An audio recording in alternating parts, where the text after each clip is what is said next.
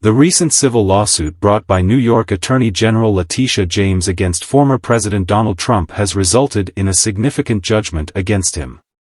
This judgment has dealt a severe blow to Trump both financially and in terms of his public image. He is personally responsible for approximately $355 million in damages, along with nearly $100 million in interest that continues to accrue. This means that, at present, he is liable for over $450 million. But before we continue, please use some time to like this video and hit the subscribe button. The financial implications of such a substantial judgment are substantial, even for someone who claims to be a billionaire.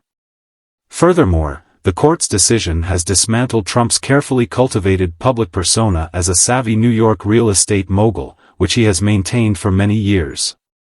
But that's not all. Trump's financial troubles are just beginning. Before he can appeal the verdict, he must post a bond or pledge assets equal to the judgment amount plus 9% interest. This ensures that if Trump loses the appeal, the state of New York will be able to collect the money. According to a Business Litigation Observer cited by NBC News, Trump would need to pay a non-refundable fee of around $18 million to obtain a bond for a judgment of approximately $370 million. Additionally, any company providing the bond will require collateral. To secure the appeal bond, Trump will have to pledge New York properties or assets to the bonding company. He must also notify an independent monitor appointed by Judge Arthur Engoron in advance. Judge Engoron's ruling has also prevented Trump from borrowing money from any financial institution operating in New York, a major financial hub. The significant damages imposed on Trump are not the only financial blow he has suffered. The trial court in New York has barred Trump from serving as an officer or director of any New York entity, including the Trump Organization, for a period of 3 years. Similar bans have been imposed on Donald Trump Jr. and Eric Trump, who are prohibited from holding such positions for 2 years. Additionally, they have been ordered to pay over $4 million each to the state.